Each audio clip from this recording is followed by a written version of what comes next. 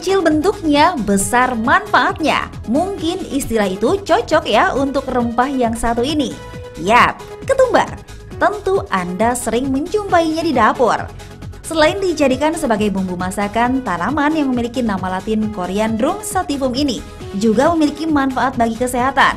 Salah satunya dipercaya sebagai obat untuk menurunkan kolesterol jahat dalam tubuh. Wah, bener nggak tuh?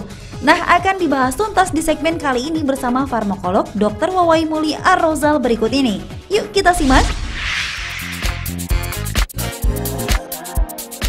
Fakta mitos yang pertama, katanya ketumbar dipercaya dapat meningkatkan kesuburan pria. Wah, bener nggak ya? Fakta atau mitos? Ini adalah fakta. Ini bisa dijelaskan karena ada berbagai studi, baik pada hewan coba maupun studi di laboratorium, yang menyatakan bahwa daun ketumbar yang diberikan kepada tikus itu akan menyebabkan peningkatan produksi sperma dan meningkatkan motilitas atau pergerakan sperma. Jadi, pada prinsipnya ini dapat membantu meningkatkan kesuburan pria. Tetapi pada keadaan tertentu di mana ada gangguan hormonal, tentu pasien tersebut harus berkonsultasi dengan dokter untuk mencari pengobatan yang tepat. Tampil menawan dan menjadi pusat perhatian tentu menjadi keinginan setiap orang. Melakukan olahraga dan juga diet menjadi hal yang rutin dilakukan untuk menurunkan berat badan. Tapi ada juga loh yang lebih memilih mengkonsumsi ketumbar karena katanya ketumbar dipercaya ampuh dapat menurunkan berat badan. Wah, bener nggak ya? Fakta atau mitos? Itu mitos. Banyak sekali mitos-mitos yang beredar di masyarakat bahwa berbagai daun herbal atau tumbuh-tumbuhan dapat menurunkan berat badan. Hal ini harus diwaspadai. Mengapa demikian? Karena yang paling utama dalam menurunkan berat badan, kita harus menjaga asupan gizi kita dengan makanan yang seimbang, dan yang lebih penting lagi, kita harus melakukan exercise atau olahraga yang teratur. Kolesterol merupakan lemak yang ada dalam tubuh, di mana kolesterol sendiri memiliki manfaat bagi tubuh, salah satunya menjaga fungsi otak. Namun jika kolesterol dalam tubuh meningkat, tidak menutup kemungkinan akan mendatangkan penyakit serius, salah satunya adalah stroke. Nah, fakta atau mitos ya kalau katanya ketumbar dipercaya dapat menurunkan kolesterol jahat pada tubuh? Yang ini adalah fakta. Hal ini bisa dijelaskan karena di dalam kandungan yang terdapat di dalam baik itu daun ketumbar maupun biji ketumbar mengandung zat-zat aktif yang dapat menurunkan kadar kolesterol jahat. Dalam hal ini adalah menurunkan trigliserida dan menurunkan LDL.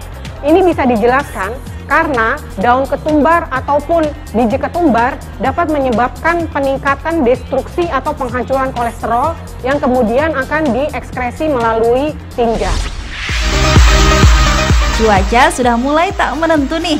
Ayo jangan sampai sakit ya. Saat musim hujan datang, flu tentu bisa datang menyerang saat daya tahan tubuh sedang lemah. Istirahat yang cukup dan mengkonsumsi obat menjadi hal yang perlu dilakukan. Fakta atau mitos kalau katanya ketumbar dapat digunakan untuk mengobati batuk dan pilek? Yang ini bisa dibilang fakta. Mengapa demikian? Batuk, pilek lebih sering disebabkan oleh virus. Kita tahu bahwa virus dapat sembuh sendiri dengan mengandalkan daya tahan tubuh kita.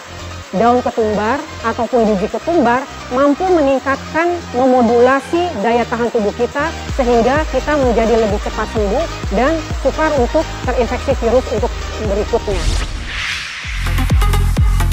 Anemia merupakan kondisi ketika jumlah sel darah merah lebih rendah dari jumlah normal. Pusing, mudah lelah dan sesak nafas seringkali dialami oleh orang dengan anemia. Selain mengkonsumsi obat, ada juga loh yang mencoba mengkonsumsi ramuan tradisional, salah satunya adalah ketumbar. Karena katanya ketumbar dipercaya mencegah anemia. Apa ya kata Dr. Wawai Muli, fakta atau mitos? Yang ini mitos. Mengapa demikian? Meskipun di dalam daun ketumbar ataupun di dalam biji ketumbar tergandung banyak Fe atau zat besi, tetapi kandungannya hanya sedikit, tidak cukup untuk memenuhi kebutuhan zat besi di dalam tubuh. Kita menganjurkan bila pada orang-orang yang membutuhkan Fe yang cukup tinggi, bisa dikonsumsi oleh sayur-sayuran atau buah-buahan atau protein hewani yang lebih banyak mengandung zat Fe dibandingkan dengan daun ketumbar. Fakta mitos selanjutnya katanya mengkonsumsi ketumbar berlebih dapat menyebabkan gangguan pada ginjal. Wah, mengkonsumsi sesuatu berlebihan memang tak ada baiknya bagi kesehatan. Tapi, fakta atau mitos ya dok? Yang ini fakta.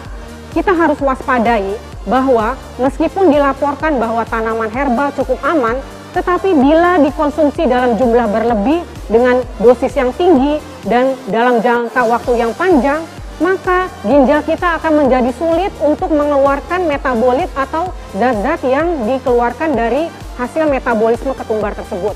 Apalagi kalau memang kita mempunyai gangguan fungsi ginjal, kita harus membatasi daun ketumbar ataupun zat-zat herbal lain karena berpotensi dapat menyebabkan kerusakan ginjal lebih lanjut.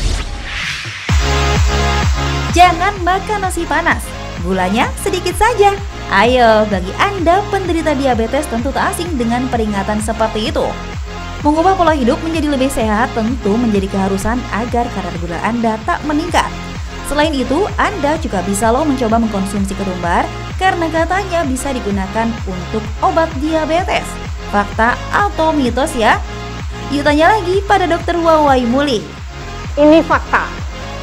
Hal ini bisa dijelaskan karena sudah banyak bukti-bukti baik studi pada laboratorium maupun studi pada hewan coba, baik itu studi pada hewan maupun pada manusia, pada pasien-pasien dengan diabetes, terutama diabetes dengan kadar gula masih tidak terlalu tinggi, dapat membantu untuk menurunkan kadar gula darah.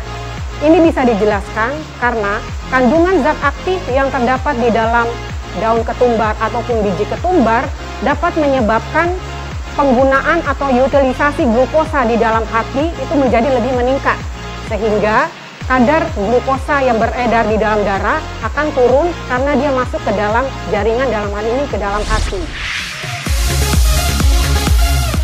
Pemirsa, bagi Anda yang ingin mencoba ketumbar untuk manfaat kesehatan, coba simak dulu tipsnya berikut ini.